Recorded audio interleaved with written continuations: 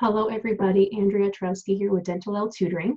Let's talk about what happens if you work for a difficult office, or what happens if you're working in an office and the staff is difficult. Okay, so this does happen, and this might happen to you too.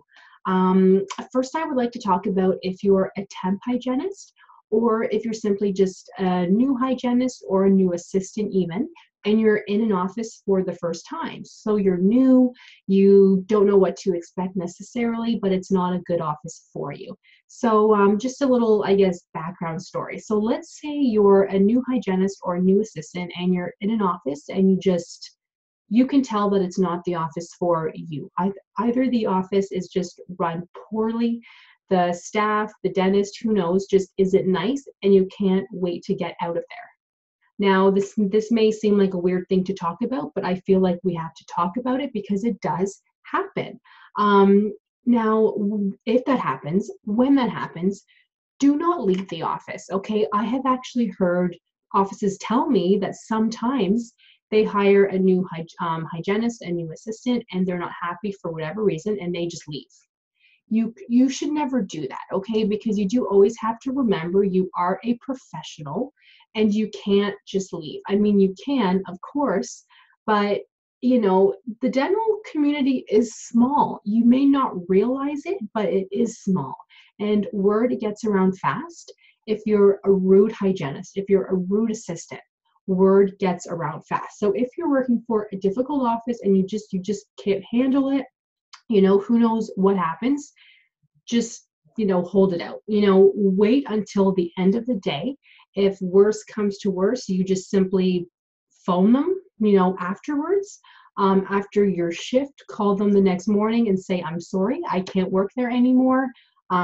Just come up with something to say. It's up to you. I have never had that experience where I felt that I had to leave then and there, but I have actually come across a few assistants actually where that has happened to them this week, not in the same office, but they just feel like they can't work there anymore.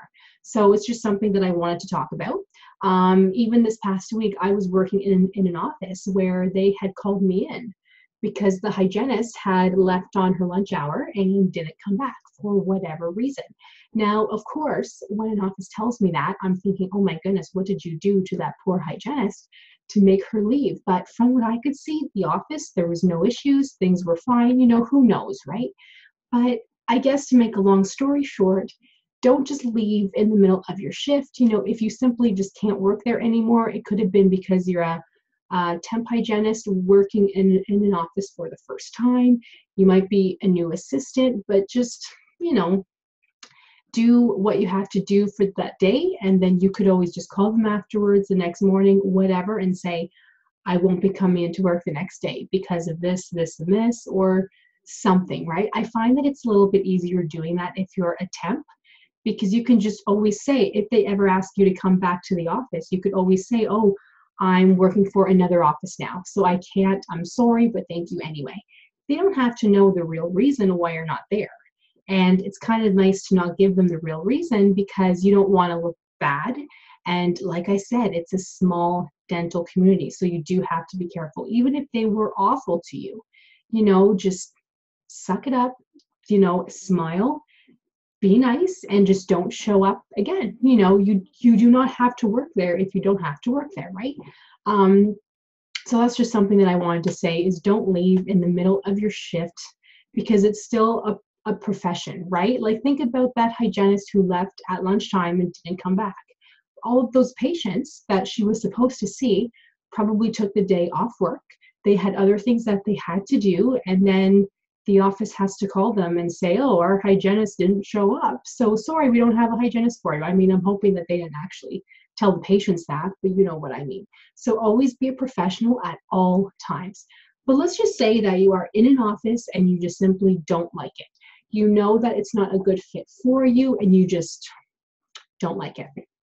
There's no harm in looking for something else while you're working in an office. That is okay. Just simply look for something else. There's always something else out there. You just have to know where to look. If you work 9 to 5 every day, there is just still always time to look for something else. If you have another interview at another office, just take that day off. You know, do what you have to do, but if you don't like the office, just look for something else. It will give you something to look forward to, and then as soon as you find something else, there is no harm in leaving that office. It's a nice idea to give 2 weeks notice. You never have to do that, but it's always a nice idea to do that if you can. But yeah, you guys, there's no harm in just looking for something else.